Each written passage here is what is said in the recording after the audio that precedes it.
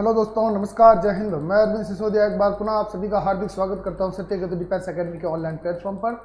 तो मेरे प्यारे दोस्तों, मेरे प्यारे विद्यार्थियों, आज से जो हमारी नई सीरीज स्टार्ट हो रही है ये सत्य केतु के डेली टेस्ट पेपर से रिलेटेड है।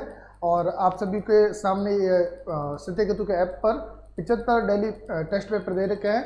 उन सभी को आप हल करें पहले वहाँ पर, और उसका जो निवारण है, उसके जो आंसर की है वो यहाँ पर मिलेगी। हालांकि आपको वहीं पर भी मिलती है, सब कुछ सारा जानकारी मिल जाती है, परंतु ऑनलाइन में यहाँ पर पढ़ाया जाएगा। तो ये पहला टेस्ट पेपर है आज से जो आपके स्टार्ट हो रहा है, इसका सॉल्यूशन हम दे रहे हैं। तो जल्दी से लाइव क्लास ज्वाइन करें, शेयर करें, कमेंट करें और कमेंट बॉक्स में जय हिंद लिखना ना भूलें। चलिए दोस्तों, आ जाइए, देखते हैं पहला प्रश्न। राज्यसभा के एक सदस्य के लिए अवधि क्या है? अवधि का अर्थ आप समझ सकते हैं कार्यकाल, यानी कि राज्यसभा के एक सदस्य का कार्यकाल कितना होता है, ये पूछा है। राज्यसभा लोकसभा के कार्यकाल अवश्य रूप से पूछते हैं सदस्य को। चलिए दोस्तों, सौरभ नेगी जुड़ चुके हैं, जय हिंद। आंसर डी दिया है, बिल्कुल करेक्ट आंसर है। आंसर क्या है? 6 साल। 6 साल डी ऑप्शन है जो हमारा एकदम करेक्ट है, कोई समस्या नहीं होगी हमें यहाँ। ओके दोस्तों, चलिए ये हमारा डी ऑप्शन करेक्ट हो गया, ठीक है। तो राज्यसभा के लिए 6 साल और लोकसभा के लिए 5 साल, ये याद रखिएगा। चलिए आगे बढ़ते हैं, ये इनका कार्यकाल है। और राज्यसभा को स्थायी सदन कहा जाता है, लोकसभा को अस्थायी कहा जाता है, राज्यसभा को आपके और क्या कहा जाता है? उच्च सदन, और लोकसभा को निम्न सदन कहा जाता है। चलिए अगला प्रश्न देखिए, प्रश्न दूसरा, जो कि सौर मंडल से आ चुका। सौर मंडल का सबसे बड़ा ग्रह, ठीक है। तो सौर मंडल का सबसे बड़ा ग्रह कौन सा है? 4 ऑप्शन है। ऑप्शन अब आपको बिल्कुल उचित रूप से सारे मिलेंगे और उचित ऑप्शन मिलेंगे। प्रश्न पढ़िएगा, उत्तर दीजिएगा। ऑप्शन देने के बाद आपको यदि कोई जानकारी भी देनी हो तो आप अवश्य रूप से कमेंट में दे सकते हैं, परंतु प्रश्न से रिलेटेड। चलिए इसका आंसर दीजिए, कमेंट कीजिए दोस्तों। 15 प्रश्न रोज के पढ़ाए जाएंगे, रोज के 15 प्रश्न आराम से पढ़ेंगे, कोई समस्या नहीं है। आधे घंटे में 15 प्रश्न कर सकते हैं। चलिए, धर्मेंद्र सिसोदिया ने ए आंसर दिया है दूसरे का, सौरभ नेगी ने भी ए दिया है, और धर्मेंद्र सिसोदिया जुपिटर। ओके, दुर्ग सिंह राठौड़, जय हिंद गुरु जी, जय हिंद, जय हिंद दोस्तों। आरू चौधरी, हाय, हेलो। ओके, ए आंसर दिया है। चलिए, तो ये है आपके बृहस्पति। तो बृहस्पति का जो आपके ऑप्शन हमारा ये करेक्ट हो गया। सौर मंडल का सबसे बड़ा ग्रह कौन सा? बृहस्पति। बृहस्पति का सबसे बड़ा उपग्रह कौन सा है? ज्ञानी मेड भी लिखा हुआ आ सकता है और ज्ञानी मेड भी लिखा हुआ आ सकता है। आप दोनों में से कोई भी पढ़ सकते हैं, कोई समस्या नहीं, ठीक है। बुध और वीनस, इनमें से कोई नहीं, इसका तो कोई अर्थ है ही नहीं, ठीक है। बुध का कोई ग्रह है नहीं, बुध और शुक्र के कोई ग्रह नहीं है। पृथ्वी से आपके ग्रह उपग्रह स्टार्ट होते हैं। बुध के और शुक्र के उपग्रह नहीं है, बृहस्पति में इसका उपग्रह है, और पृथ्वी से आपके उपग्रह स्टार्ट होते हैं। चलिए, पृथ्वी का एकमात्र प्राकृतिक उपग्रह कौन सा दोस्तों? चंद्रमा। चलिए अगला प्रश्न देखिए, बनारस हिंदू विश्वविद्यालय की स्थापना करने वाले कौन थे? मोस्ट इंपॉर्टेंट प्रश्न है, ठीक है। उत्तर दीजिए, गोपाल कृष्ण गोखले, मदन मोहन मालवीय, मोतीलाल नेहरू या महात्मा गांधी, ठीक है। अब कमेंट कर दीजिए दोस्तों, कौन थे? बनारस हिंदू विश्वविद्यालय, ज्ञानी मेड, वेरी गुड, बिल्कुल करेक्ट आंसर। कोई नहीं, रोहित चौधरी। सभी आंसर कमेंट कर दीजिए, फिर ही इसका आंसर देंगे, ठीक है।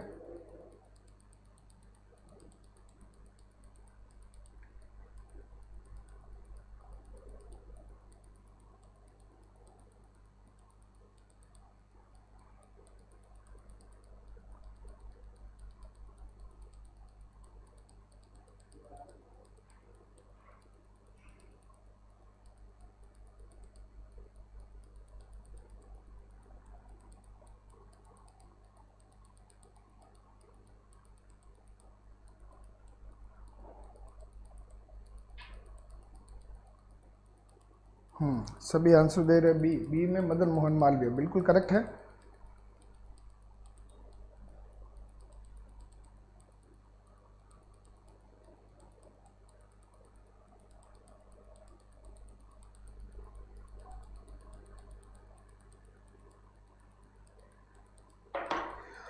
चलिए, प्रणाम प्रणाम, आ जाइए। बनारस हिंदू विश्वविद्यालय, बनारस हिंदू विश्वविद्यालय की स्थापना की थी आपके मदन मोहन मालवीय ने, बिल्कुल करेक्ट है। गोपाल कृष्ण गोखले ने क्या किया था? इन्होंने किया था सर्वेंट्स ऑफ इंडिया सोसाइटी। ठीक है, इसका गठन किसने किया? गोपाल कृष्ण गोखले ने। मोतीलाल नेहरू ने किया था आपके स्वराज पार्टी का। किसका किया था भैया? स्वराज पार्टी का, मोतीलाल नेहरू। और इनके साथ में थे चित्तरंजन दास। महात्मा गांधी ने हरिजन सेवा संघ का किया था, हरिजन सेवा संघ। ठीक है, साबरमती आश्रम, काफ़ी सारे इन्होंने ऐसे स्थापना की हैं जिनसे सवाल बनते हैं। प्रश्न हमारा ऑप्शन बी करेक्ट हो जाएगा, इसमें कोई समस्या नहीं है। प्रश्न तीसरा हमने पढ़ लिया है। चौथे प्रश्न की ओर बढ़ते हैं। प्रश्न है चौथा, दुनिया का सबसे गहरा सागर। मोस्ट इंपॉर्टेंट सवाल है, दुनिया का सबसे गहरा सागर, और इजी भी है, इतना कुछ हार्ड नहीं है। ठीक है, तो सबसे गहरा सागर कौन सा हो जाएगा? और दुनिया का सबसे गहरा गर्त, गर्त क्या होता है? खाई होती है। समुद्र के नीचे जो सबसे गहरी खाई है, सबसे निचला स्थान होता है, वह आपके गर्त कहलाता है। चलिए अब देखते हैं। आरू चौधरी, धर्मेंद्र सिसोदिया, सौरभ नेगी, दुर्ग सिंह राठौड़,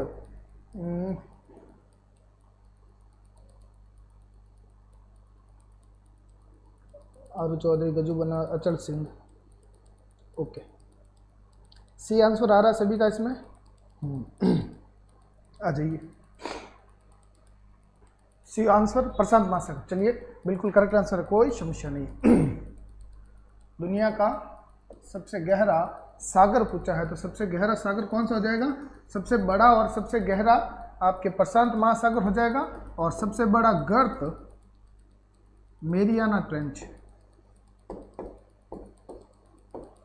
मेरियाना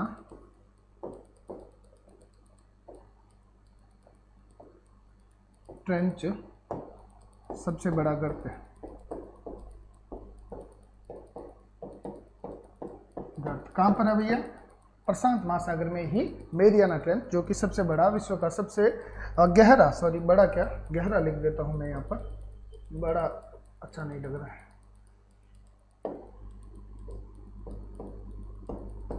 सबसे गहरा गर्त मेरियाना ट्रेंच आपके प्रशांत महासागर में स्थित है। चलिए अगला प्रश्न देखिए, पांचवा, अंतरराष्ट्रीय न्यायालय के राष्ट्रपति नियुक्त किए जाने वाले पहले भारतीय। मोस्ट इंपॉर्टेंट, अच्छा सवाल है। इसमें से दो ऑप्शन तो आप ऐसे ही निकाल सकते हैं। ठीक है, कि भैया भगत सिंह जी को तो अंतर्राष्ट्रीय न्यायालय से पहले ही फांसी दे दी गई थी। लाला हरदयाल, अब इनका मैं बाद में बताऊंगा, पहले ये दो ऑप्शन, इन दोनों ऑप्शन में से आप आराम से आंसर दे सकते हैं। इनमें से कोई नहीं का भी प्रावधान नहीं है। चलिए इसका आंसर कमेंट कीजिए फटाफट।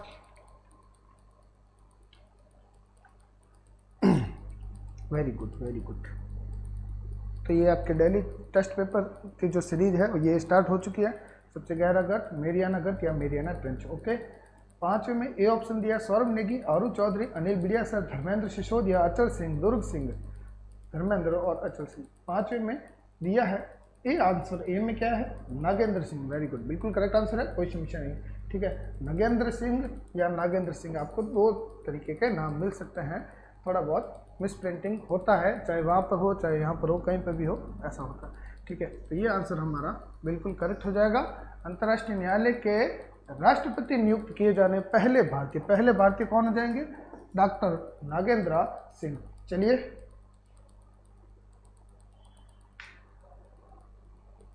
करते करते करेक्शन करते हैं, तभी तो मैंने वापस प्रश्न पढ़ा, इसलिए तो। बिल्कुल।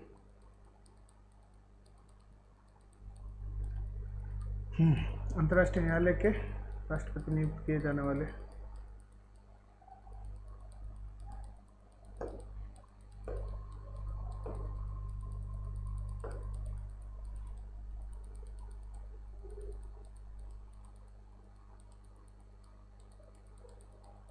अभी कर देते करेक्शन।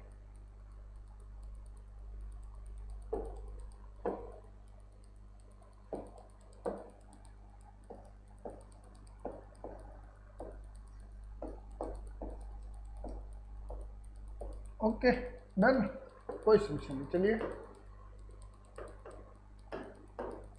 प्रश्न 6, सुंदरबन, सुंदरबन लिखा हुआ, सुंदरबन डेल्टा किस राज्य में स्थित है? फटाफट कमेंट कर दीजिए।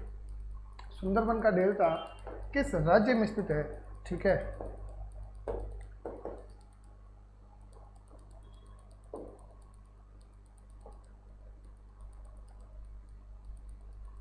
सुंदरबन का डेल्टा किस राज्य में स्थित है? चलिए फटाफट कमेंट कीजिए। A B C D 4 option है, बिहार, पश्चिम बंगाल, राजस्थान या ओडिशा।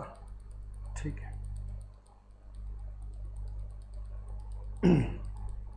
6 में आंसर आया है बी, पश्चिम बंगाल। ओके, आरू चौधरी ने सबसे पहले आंसर दिया है, अनिल बिडियासन ने, फिर आरू चौधरी, फिर धर्मेंद्र सिसोदिया, गज्जू बन्ना, Saurabh Negi, Achal Singh, MS Chaudhary, Chohtan, west Bengal answer दिया रितेश राज, आर्मी बॉय। ठीक है, पश्चिम बंगाल सभी का आंसर है। ठीक है, तो गंगा प्लस ब्रह्मपुत्र के मिलने से आपके सुंदरबन का डेल्टा बनता है, और इन दोनों की जो सहायक नदी के रूप में यदि किसी को जाना जाता है तो वो नदी है आपके बराक। कौन सी नदी हो जाएगी? बराक नदी, गंगा और ब्रह्मपुत्र। ठीक है, बांग्लादेश में जब मिलते हैं तो वो नदी किस नाम से जानी जाती है? मेघना। क्या नाम हो जाता है इसका? मेघना। मेघना हो जाता है। और मेघना की यदि हमें पूछ ली जाए, क्या भैया मेघना की सहायक नदी पूछी जाए, तो आपकी होगी बराक। ये आपके आंसर होगा, याद कीजिएगा। और सुंदरबन का जो डेल्टा है, इसका नाम वहाँ पर पाए जाने वाले सुंदरी घास के कारण पड़ा है, जो कि आपके पश्चिम बंगाल में स्थित है।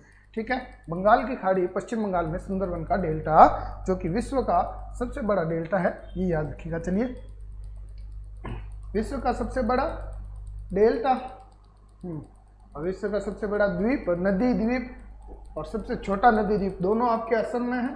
असम के जोरहाट जिले में। बड़ा वाला कौन सा द्वीप है? माजुली, छोटा वाला उमानंद।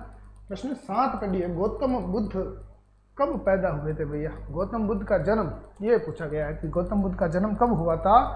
तो सीधा सीधा क्या है, गौतम बुद्ध के जन्म से आते ही हमारा अपने आप मुंह से निकल जाएगा 563 ईसा पूर्व। चलिए देखते हैं आंसर सभी का। हाँ, ब्रह्मपुत्र को जमुना कहते हैं और गंगा को पद्मा। मेघना, मेघना की बराक है आपके। गंगा नदी व ब्रह्मपुत्र नदी बनाती है। Very good. बांग्लादेश में पद्मा गंगा नदी को, बिल्कुल बिल्कुल कोई समस्या नहीं। चलिए, ये आंसर दे रहे सभी। 563 BC कह लीजिए या ईसा पूर्व कह लीजिए, या और भी आपके मन में कुछ आए तो कह लीजिए, परंतु आंसर तो आपका बिल्कुल करेक्ट है, कोई समस्या नहीं। तो गौतम बुद्ध जी का जन्म जो हुआ था वो 563 ईसा पूर्व में हुआ था। ठीक है, कहाँ पर हुआ था ये कमेंट कीजिए।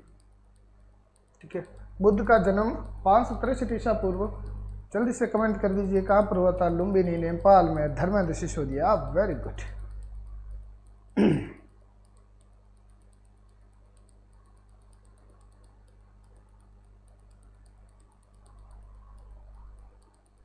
चलिए,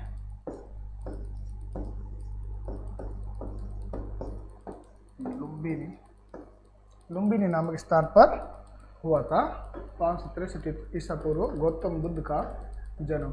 अगला प्रश्न, वंदे मातरम राष्ट्र गीत के रचयिता कौन है? ठीक है, प्रश्न अच्छा है, कोई समस्या नहीं है, आराम से आप इसका आंसर कमेंट कर सकते हैं। देखिए प्रश्न पढ़िए।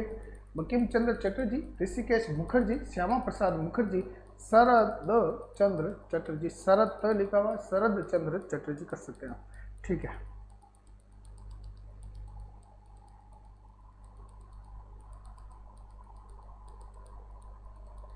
चलिए, बहुत अच्छे बहुत अच्छे, फटाफट आंसर आ रहे हैं आज तो। महापरिनिर्वाण 483 ईसा पूर्व। दोनों की संयुक्त धारा को मेघना कहते हैं, बिल्कुल। लुम्बिनी, नेपाल। अनिल बिडिया सर, आरू चौधरी। अनिल ने सबसे पहले आंसर दिया है इसका। बंकिम चंद्र चटर्जी, आरू चौधरी, सौरभ नेगी, MS चौधरी, चौहटन, रितेश राज, अचल सिंह, दुर्ग सिंह, पुखाराम, सेचा, गज्जू बना। ओके, तो सभी का आंसर क्या आ रहा है दोस्तों? आंसर आ रहा है ए, बंकिम चंद्र चटर्जी द्वारा भारत का राष्ट्रीय गीत लिखा गया, जिसका क्या नाम है भैया? वंदे मातरम। वंदे मातरम के रचयिता बंकिम चंद्र चटर्जी। और इसी प्रकार के प्रश्न आते हैं दोस्तों, इनसे हार्ड प्रश्न आने की संभावना नहीं रहती है, क्योंकि आपका जो मेन जो आपका कंपटीशन रहता है वो रहता है फिजिकल में, और फिजिकल जिसने पार कर लिया उसके बाद उसको इतनी मेहनत नहीं करनी पड़ती है जितना उन्होंने फिजिकल के लिए किया। परंतु इस बार तो हद ही हो गई है, आपने बहुत सारी मेहनत कर ली है। मेहनत आपकी इतनी अच्छी खासी हो गई है कि एसएससी का एग्जाम भी आप आराम से क्लियर कर सकते हो, कोई समस्या नहीं। भारत की सबसे बड़ी बहुउद्देशीय नदी घाटी, बहुत ही अच्छा सवाल, बहुत ही अच्छा सवाल। नदी घाटी परियोजना, एक मिनट यार, तो मेरे हिसाब से सवाल थोड़ा लंबा होना चाहिए, नहीं इतना ही है। हाँ, भारत की सबसे बड़ी बहुउद्देशीय नदी घाटी परियोजना कौन सी है? ठीक है, ये पूछा गया प्रश्न। ठीक है, और एक प्रश्न और पूछा जाएगा इससे संबंधित कि भारत की पहली बहुउद्देशीय नदी घाटी परियोजना कौन सी है, ये भी पूछा जाएगा। ठीक है, अब 4 ऑप्शन दिए गए हैं। ठीक है, आराम से उत्तर कमेंट कर सकते हैं, कोई समस्या नहीं। जल्दी से कमेंट कर दीजिएगा, देखते हैं आपके उत्तर क्या होंगे। आंसर बी आ रहा, भाखड़ा नागल। 1896 कलकत्ता अधिवेशन में गाया गया था, और गायन अवधि भी बिल्कुल 65 सेकंड लिख दी है। 52 सेकंड आपके राष्ट्रगान का हो जाएगा। और पहले वंदे मातरम गाया गया था, बाद में आपके जन गण मन यानी कि भारत भाग्य विधाता गाया गया था। और हमारे साथ वही सब जुड़े हुए हैं जिनका नाम मैं पहले ले चुका हूँ। सतलज नदी, पहली दामोदर नदी, very good M S Chaudhary. जो पहली भारत की बहुउद्देशीय नदी घाटी परियोजना है वो दामोदर नदी परियोजना थी। ठीक है, भाखड़ा नागल परियोजना, बिल्कुल अच्छा आंसर दिया है, बहुत ही अच्छा, बहुत ही अच्छा, वेरी गुड। हाँ, तो भाखड़ा नागल हो गया आपकी आंसर करेक्ट। ठीक है, अब भाखड़ा जो है ये कहाँ पर है? ये आपके बिलासपुर जिला हिमाचल प्रदेश में है, और नागल जो है वो पंजाब के रोपड़ जिले में स्थित है। ये दोनों अलग अलग बांध है, इस प्रकार से कुछ बांध बनाए हुए हैं। ठीक है, ये भाखड़ा, ये नागल। ठीक है, शिवालिक श्रेणियों में ये बांध है, और बहुत ही भारी क्षमता वाला, और जैसा कि आप देख सकते हैं सबसे बड़ी बहुउद्देशीय नदी घाटी परियोजना कहा जाए सतलज नदी पर स्थित है। ये भी सारे आपके प्रश्न बन सकते हैं। चलिए 10वां प्रश्न देखिए। भारतीय सेना का सर्वोच्च कमांडर कौन है? ठीक है, तो लोकसभा के अध्यक्ष होते हैं, या सर्वोच्च न्यायालय के मुख्य न्यायाधीश, या भारत के राष्ट्रपति, या इनमें से कोई नहीं। तो आपके सामने 4 ऑप्शन हैं, आराम से सोच समझ के आंसर कमेंट कीजिए। हालांकि बहुत ही इजी सवाल है, अगर किसी बच्चों से भी पूछा जाए तो भारतीय सेना के सारे आंसर सही आंसर करेक्ट करेंगे। चलिए तो 10 में देखते हैं। किशन सिंह जुड़ चुके हैं, जय श्री कृष्णा, अनिल बिडिया सर, आरू चौधरी, किशन सिंह, रितेश राज आर्मी बॉय। इस बार भी अनिल जी ने सबसे पहले आंसर कमेंट किया है। पुखाराम, सौरभ, एम एस चौधरी, गजुबना, अचल सिंह, दुर्ग सिंह। हाँ, वर्तमान में रामनाथ कोविंद। और आंसर क्या हो जाएगा? भारतीय सेना का सर्वोच्च कमांडर। ठीक है, भारत के राष्ट्रपति। चलिए, बिल्कुल करेक्ट आंसर है, कोई समस्या नहीं है। आगे बढ़िए। तो तीनों सेनाओं का प्रमुख भी इनको कहा जाता है। प्रश्न इस प्रकार से भी थोड़ा सा यदि घुमाना चाहे तो किस प्रकार से घुमा सकते हैं, इसी प्रकार से। बाकी तो इससे कोई दूसरा सवाल बनने की संभावना रहती नहीं है। बाकी तो संविधान जो उसमें रह जाती है आपके पॉलिटिकल से सवाल आ सकते हैं राष्ट्रपति संबंधी, कि भैया राष्ट्रपति कौन से अनुच्छेद के द्वारा राष्ट्रपति का, भारत का एक राष्ट्रपति होगा, कौन से अनुच्छेद द्वारा प्रधानमंत्री होगा, कौन से अनुच्छेद द्वारा उपराष्ट्रपति होगा, ये सारे सवाल पूछे जाते हैं। और राष्ट्रपति शासन से संबंधित सवाल आ जाएगा। पहले राष्ट्रपति शासन कहाँ पर लगा था, ये भी सवाल आ सकते हैं। चलिए 11वां प्रश्न देखिए। सत्यमेव जयते कहाँ से लिया गया? ठीक है, तो मुंडकोपनिषद, न्याय सूत्र, ऋग्वेद या सामवेद में से लिया गया है। कहाँ से लिया गया है? 4 ऑप्शन है आपके सामने। मुंडकोपनिषद, न्याय सूत्र, ऋग्वेद या सामवेद। ठीक है, प्रथम राष्ट्रपति राजेंद्र प्रसाद।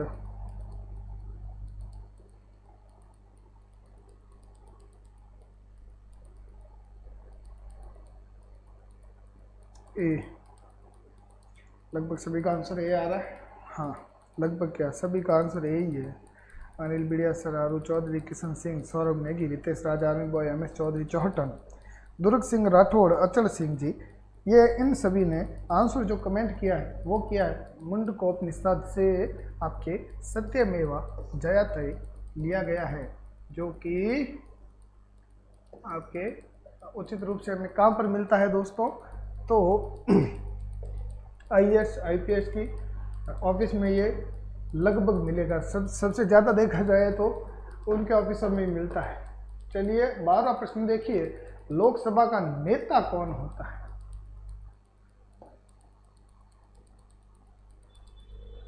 ठीक है, लोकसभा का नेता पूछा है, ना तो लोकसभा का अध्यक्ष पूछा है, ना लोकसभा अधिवेशन को प्रारंभ करने वाला पूछा है।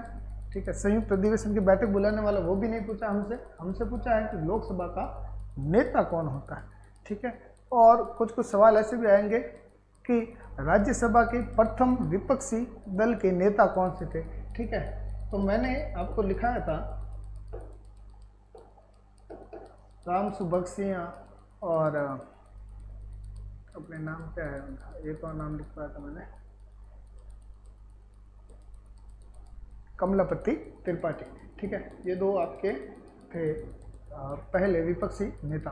अब प्रश्न क्या पूछा है 12वां, लोकसभा के नेता पीएम आंसर आ रहा है सभी का। वेरी गुड बिल्कुल करेक्ट आंसर दिया है। देखते हैं सबसे पहले आंसर अनिल ने।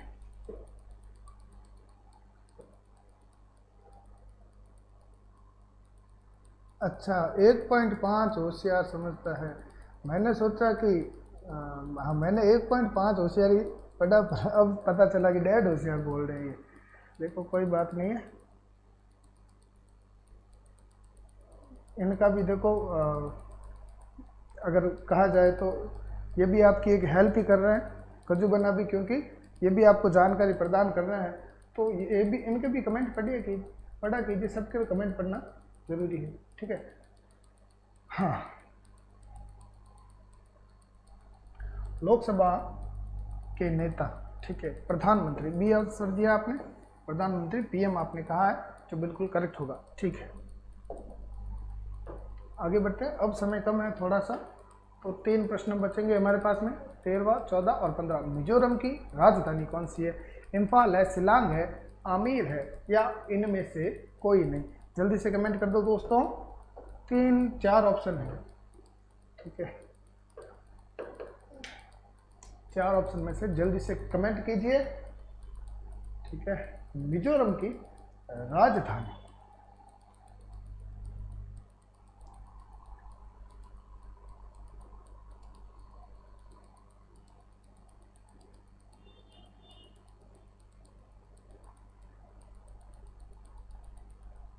आंसर आ रहा है डी 13वें में। किन का डी आ रहा है, किन का ए आ रहा है, कोई बात नहीं। और करेक्ट आंसर भी दे दिया है, वेरी गुड। अगली क्लास आपके विज्ञान की होगी। ठीक है, आइजोल करेक्ट आंसर भी दे रहे हैं आप। हाँ, चलिए, मिजोरम की राजधानी तो ABC तीनों नहीं होंगे, डी आंसर हमारा करेक्ट होगा। और इसमें से भी हम अगर करेक्ट करना चाहे तो कौन सी होगी? आइजोल, मिजोरम की राजधानी होगी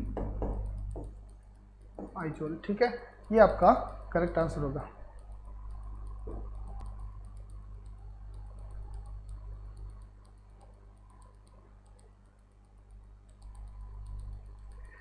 बढ़िए, आगे 13वां प्रश्न हो गया। प्रश्न देखिए 14, अर्जुन अवार्ड किस लिए दिया जाता है? ठीक है, तो अर्जुन पुरस्कार से सम्मानित किया जाता है, वो किसके क्षेत्र में किया जाता है? विशिष्ट खिलाड़ियों के लिए, वैज्ञानिकों के लिए, पत्तियों के लिए। अब ये पत्तियां कौन सी, पेड़ वाली पत्तियां हैं या अपने वो वाले पत्ती है, मुझे भी नहीं पता। अभिनेताओं के लिए। चलिए कोई बात नहीं, ऑप्शन जोरदार था, मानना पड़ेगा। अर्जुन अवार्ड कि भाई सबसे अच्छा अर्जुन तीर सबसे अच्छा कौन चला सकता है। ये चला सकते हैं, पति चलाते भी होंगे, चलाते ही हैं, चलाते होंगे कि हाँ। 4 ऑप्शन है आपके सामने। विशिष्ट खिलाड़ियों के लिए जीत बॉय अचल सिंह, CR सियोल, पूरन सिंह भाटी, गजुबना, विष्णु शर्मा, पुखराज, अचल Singh, MS Chaudhary Chautan, Ritesh Raj, army boy, Kishan Singh. हाँ, आंसर है ए आ रहा है, सही तो यही है, परंतु यदि हमारे पर्सनल लाइफ से हम देखें तो इसको भैया मैं 100 मार्क्स दूंगा। ये बहुत अच्छा ऑप्शन है, ऐसे ऑप्शन आए तो एग्ज़ाम देने का भी मन करता है। चलिए, ये आंसर हमारा करेक्ट होगा। तो जो उत्कृष्ट खिलाड़ी होते हैं उन खिलाड़ियों को अर्जुन पुरस्कार दिया जाता है, ठीक है, भारतीय सरकार द्वारा। आगे बढ़िए, 15वां लास्ट प्रश्न आज का। वेदों की संख्या कितनी है? ठीक है, वेद, वेदांत, उपनिषद और आपके स्मृति ग्रंथ, इनकी संख्या पूछी जाएगी, पुराणों की भी संख्या पूछी जाएगी। तो 4-5 ये सारे जो हैं आपके एक बार में लिखे 5-6 लाइन में आ जाएंगे और सभी के आंसर कमेंट कीजिए। यहाँ पर नहीं, कॉपी में वर्तमान में सिर्फ इसका कमेंट कीजिए कि वेदों की संख्या कितनी है। ठीक है, तो 4 प्रकार के वेद हैं। लास्ट प्रश्न है दोस्तों आपका। कल फिर ऐसी की ऐसी सीरीज आएगी, जो दूसरा टेस्ट पेपर होगा आपका ऐप पर, वो आपके सामने आएगा और उसका सारा सॉल्यूशन मिलेगा आपको। ठीक है, और ज़्यादा कन्फ्यूजन में नहीं घुसना है, हमें सिर्फ ऊपर ऊपर वाले याद रखने। तो वेदों की संख्या हो गई 4, ऋग्वेदा, ऋग्वेद, फिर आएगा सामवेद, ऋग्वेद सबसे प्राचीन वेद हो गया, फिर आएगा यजुर्वेद, ये आपके गद्य पद्य वाला हो जाएगा,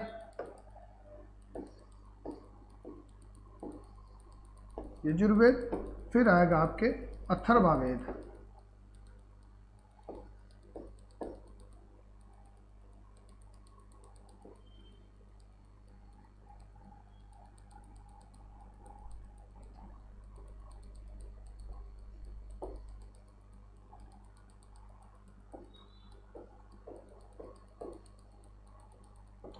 ठीक है, 4 वेद हैं। ये टोड़े टोटकों के लिए प्रसिद्ध है, ये आपके गद्य पद्य के लिए है, ये आपके 7 स्वरों का उत्पत्ति यहाँ से हुई है, या संगीत का जनक भी कहा जाता है। और ऋग्वेद सबसे प्राचीन वेद हो गया, और ऋग्वेद का जो पार्ट है वो सामवेद ऋग्वेद का ही भाग है। और दोस्तों ये लीजिए, ये आपके सत्य के तो हो गया। ठीक है, ऋग्वेद का ही भाग है जो गाया जा सकता है। उन मंत्रों को कहाँ पर डाल दिया है? आपके सामवेद में। बाकी देवी स्तुतियों के लिए भी ऋग्वेद के लिए बताया गया। चलिए दोस्तों, तो कल पुनः इसी समय आपसे मुलाकात करेंगे, तब तक के लिए धन्यवाद।